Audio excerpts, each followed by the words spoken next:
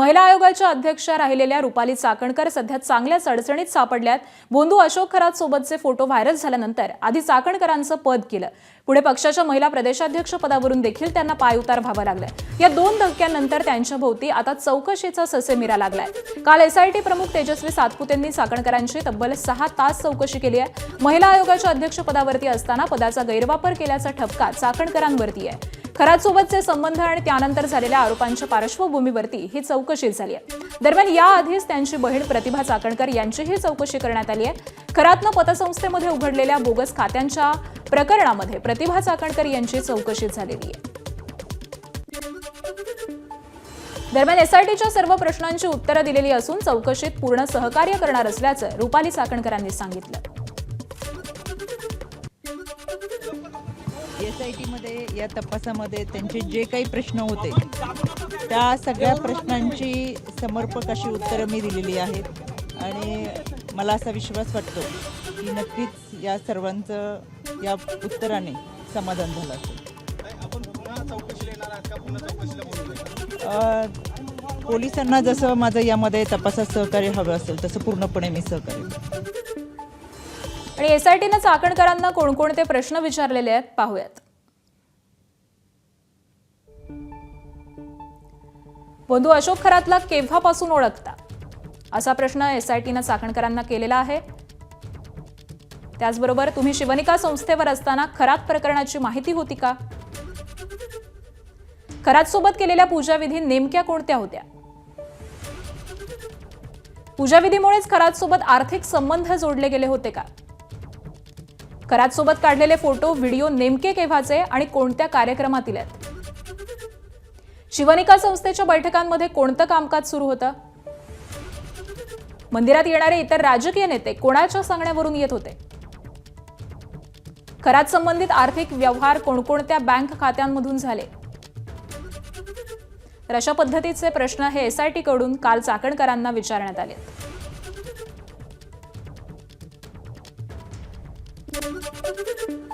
अशोक खरात, राजेंद्र गडगे, गणेश शिंदे पाठोपाठ आता अहिल्यानगर जिल्ह्यामध्ये अजून एका बोंधूचा पर्दाफाश करण्यात आलाय।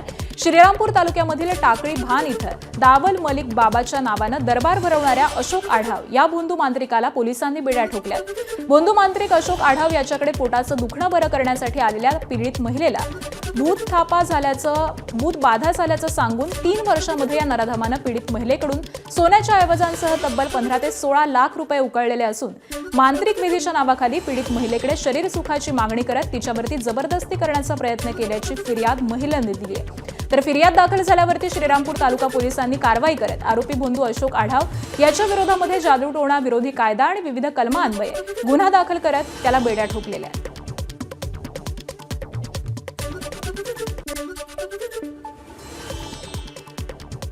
श्रीरामपूर येथील रहिवासी अशोक आढाव म्हणून एक बाबा आहे।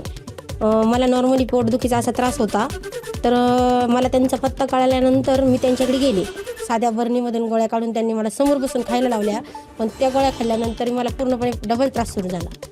त्याच्यानंतर त्या त्रासाला कंटाळून मी वारंवार त्यांना कॉल करत राहिले, हे करा ते करा। मग ते त्रासाला कंटाळल्यानंतर त्यांनी माझ्याकडे पैशाची मागणी सुरू केली। सुरुवातीला हे औषध आणावं लागेल, ते औषध आणावं, 10,000 टाक, 5,000 लागतील, 20,000 लागतील, माझा मोबाईलचा बॅलन्स संपला, मोबाईलला बॅलन्स टाक, अशा एक मागण्या त्यांनी माझ्याकडे सुरू केल्या।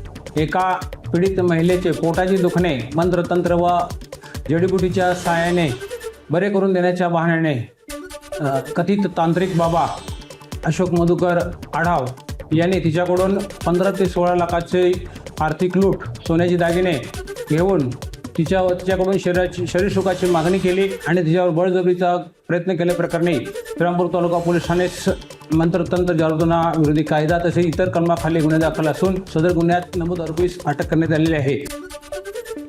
राज्याच्या उपमुख्यमंत्री सुनेत्रा पवार आज रायगड जिल्ह्याच्या दौऱ्यावरती आहेत। तर रायगडच्या रोहा शहरामध्ये येत असून त्याची जय्यत तयारी करण्यात आली आहे। राष्ट्रवादीचे प्रदेशाध्यक्ष सुनील तटकरे आणि मंत्री आदिती तटकरे यांचा रोहा हा बालेकिल्ला आहे। अजितदादांच्या अपघाती निधनानंतर त्यांचा हा रायगडमधला पहिलाच दौरा असल्यामुळे राजकीय आणि भावनिक दृष्ट्या या दौऱ्याला वेगळं महत्त्व आहे। सुनेत्रा पवार यांच्या हस्ते रोहा शहरामध्ये 16 कोटी 32 लाख रुपयांच्या विकास कामांचं भूमिपूजन या दौऱ्यादरम्यान त्यांच्या हस्ते केलं जाणार आहे।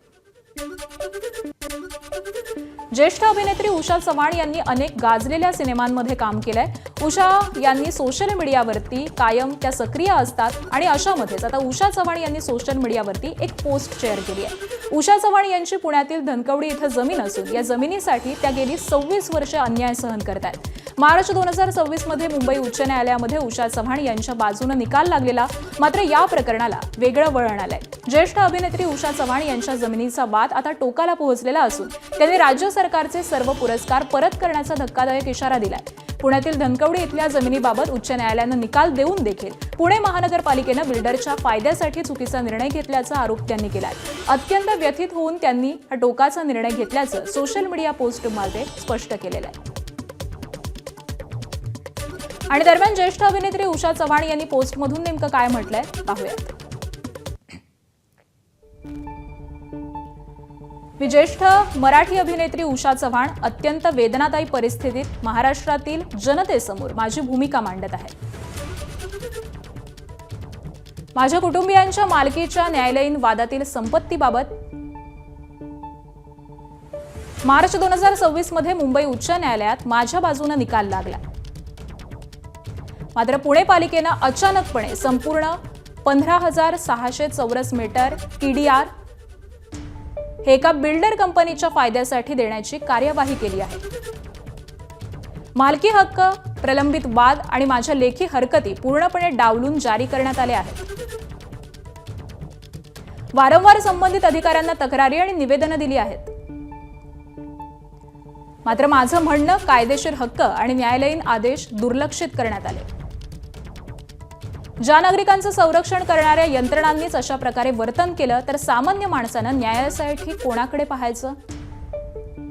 महाराष्ट्र शासनानं 1970 पासून माझ्या कला क्षेत्रातील योगदानाबद्दल मला अनेक पुरस्कार, ट्रॉफीज आणि सन्मान दिले.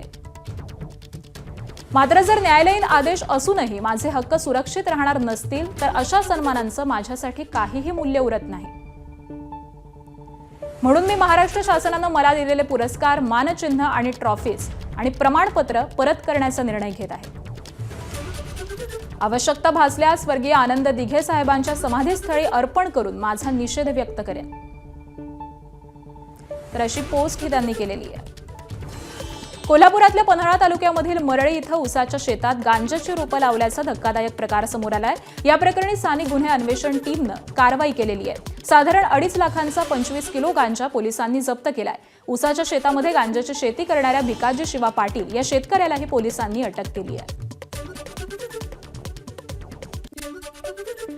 भंडाऱ्यामध्ये भीषण अपघात झालाय. एसटी बसमधून उतरून महामार्ग ओलांडत असताना भरधाव असलेल्या ट्रेलरनं एकाला चिरडलेला आहे. या भीषण अपघातामध्ये मुलाचा जागीच मृत्यू झालाय आणि आई गंभीर जखमी झाली आहे. ही घटना भंडाऱ्याच्या तुमसर तिरोडा मार्गावरील देव्हाडी इथं घडलेली आहे. बाल्या बिरणवारे असं मृत मुलाचं नाव आहे. तर गंभीर जखमी आईवरती तुमसर इथल्या उपजिल्हा रुग्णालयामध्ये सध्या उपचार सुरू आहेत. ट्रेलर चालकाला पकडून स्थानिकांनी पोलिसांच्या स्वाधीन केलंय. सांगलीच्या स्थानिक गुन्हे अन्वेषण शाखेनं आष्टा परिसरामध्ये मानवी आरोग्यास घातक ठरणारी आणि नशेसाठी वापरली जाणारी 74 ट्रेमिमाइड इंजेक्शन जप्त केलेली आहेत. या प्रकरणी 2 तरुणांना बेड्या ठोकण्यात आल्यात. आष्टा इथल्या घाटगे मळा परिसरामधून 2 युवकांना अटक केलेली असून त्यांच्याकडून 26,766 रुपयांची ट्रेडमिमाइड इंजेक्शन हस्तगत करण्यात आलेली आहे. तर अभिषेक भीमराव सरवदे आणि रेहान रफिक मुजावर अशी अटक केलेल्यांची नावं आहेत. या प्रकरणी आष्टा पोलीस ठाण्यामध्ये गुन्हा दाखल करण्यात आलाय. पोलीस चौकशीमध्ये इंजेक्शनच्या बाटल्या संशयितांनी ऑनलाईन मागवल्याचं निष्पन्न झालंय. पाकिस्तानात तयार झालेल्या गोरी क्रीमच्या विक्रेवरती तसंच पाकिस्तानामधून गोरी क्रीमचा पुरवठा करणाऱ्यावरती अन्न आणि औषध प्रशासन विभागानं गुन्हा दाखल केलाय. नागपूरच्या तहसील पोलीस स्टेशनमध्ये मेसर साईबाबा ट्रेडर्सचा संचालक आणि पाकिस्तानामधून पुरवठा करणाऱ्या सद्दाम या दोघांवरती गुन्हा दाखल झालाय. पाकिस्तानातून येणारी गोरी क्रीम नियमांनुसार उत्पादित होत नाही, त्याचबरोबर ती वापरणाऱ्यांच्या आरोग्यावरती देखील परिणाम होतो आणि त्यानंतर ही कारवाई करण्यात आली. विदर्भाची पंढरी म्हणून ओळखल्या जाणाऱ्या श्री संत गजानन महाराज समाधी मंदिर परिसरामध्ये आजपासून भाविकांना मोबाईल वापरण्यास प्रतिबंध करण्यात आलाय. मंदिर परिसरामध्ये मोबाईल वापरल्यामुळे इतर भाविकांना सुलभ दर्शन घेता येत नाही, म्हणून मंदिर प्रशासनानं हा निर्णय घेतलेला आहे. तर आजपासून मंदिर परिसरामध्ये भाविकांनी आपला मोबाईल स्विच ऑफ करूनच ठेवावा असं आवाहन मंदिर प्रशासनातर्फे करण्यात आलंय.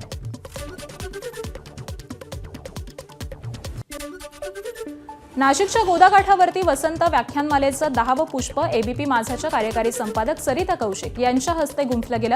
कौशिक यांनी महाराष्ट्र राजकारण समाजभान या विषयावरती उपस्थितांशी संवाद साधला.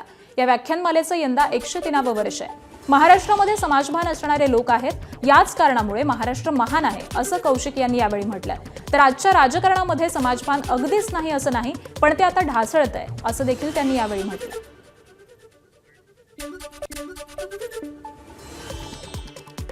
गणपतराव देशमुखांचं बायको डब्बा द्यायची, तोच डब्बा घेऊन ते जायचे. त्यांना कधी निवडून येण्यात अडचण आली का? बसनी काम केलं म्हणून काम करता आलं नाही का? 11 वेळा निवडून आले गणपतराव देशमुख. गाडी नाही तर त्यांना काम करता नाही आलं का? आज आता असं झालंय की अर्थकारण इतकं मोठं वाढलंय की समाज स्वतःच अशा लोकांना निवडून द्यायला बघत नाही. कारण आपल्यासाठी नेता म्हणजे कोण? नेत्याच्या इमेजमध्येच बसत नाही. असा बस बीसमध्ये फिरायला लागला तुमचा आमदार तर कोण त्याला मत देणार आहे? ही मानसिकता झाली आहे. फॉर्च्युनर बिर्च्युनर मधनं आलं तर ठीक आहे, मग ठीक आहे. ते हे आपलं समाजभान आहे.